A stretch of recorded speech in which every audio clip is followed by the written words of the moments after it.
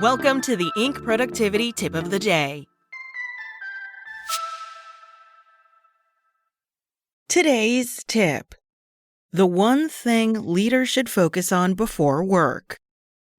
Early in my career, I focused on the hustle mindset, often working 100-hour weeks and making work the top priority. Over time, as I've become more professionally mature, I've come to realize family, friends, and overall work-life balance are more important. However, it wasn't until this year that I realized that one thing specifically should really take priority: my health. Typically, I tend to push through colds, sicknesses, and other things like that. I have had the mindset that I had to move past them, so I didn't slow down when I should probably have taken time to recover.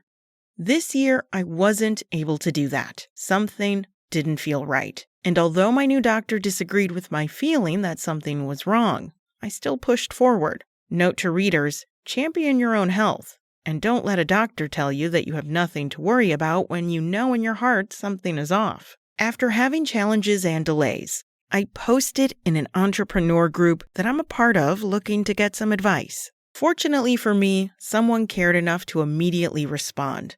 Andrew Herr, the founder and CEO of Fount, who incidentally spearheaded human performance and biotech strategy initiatives for the U.S. military, advised me to seek another opinion. After some tests, I realized that I had something fairly serious that needed to be dealt with. I'm thankful Andrew stepped up and got me on a path to prioritize my health. And here are some tips I've learned while going through the experience. 1. Personalize your health solutions. When I got my blood tested the first time, the doctor basically said, "Looks great, you are in the proper range." However, ranges are national averages and they don't necessarily reflect where you want to be. Optimal health can vary slightly from person to person. Factors like age, sex, medical history, and medications can influence where within the range is ideal for you. The blood test was also fairly generic. Normally, blood tests are just a routine check for things like blood cell counts as well as hemoglobin, cholesterol, and glucose levels.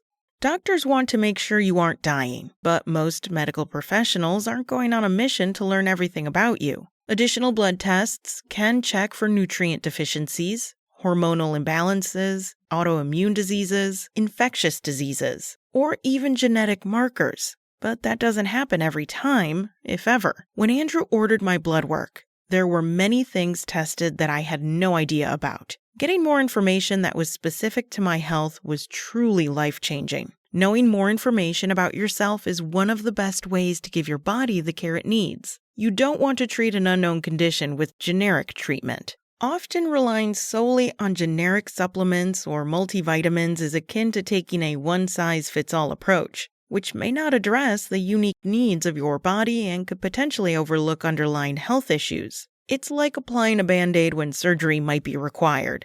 It might provide temporary relief, but it doesn't solve the root problem. 2.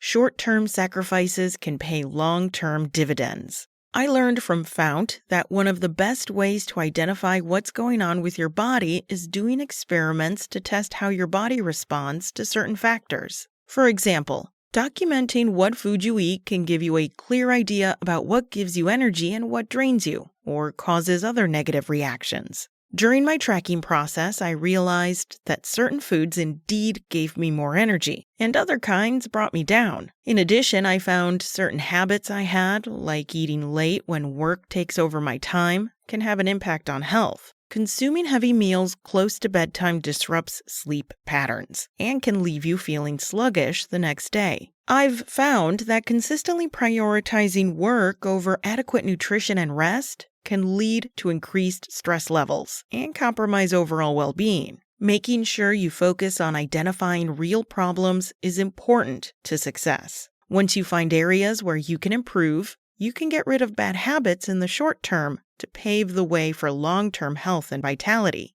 3. Surround yourself with good people who support your health. Going through this made me realize that certain people probably shouldn't be in my inner circle. Before posting in the entrepreneur group that I'm in with Andrew, I sent messages to a few friends who are doctors in the area, and I got generic responses, or no response at all. Experts who I've been friends with for a while weren't too helpful, but Andrew, who was an acquaintance, immediately jumped to help. Similarly, my business partner and other entrepreneurs pushed me to focus on my health first. Having those people in your life who are there for you when you need them is vital. You want people in your circle who will keep you focused on your health.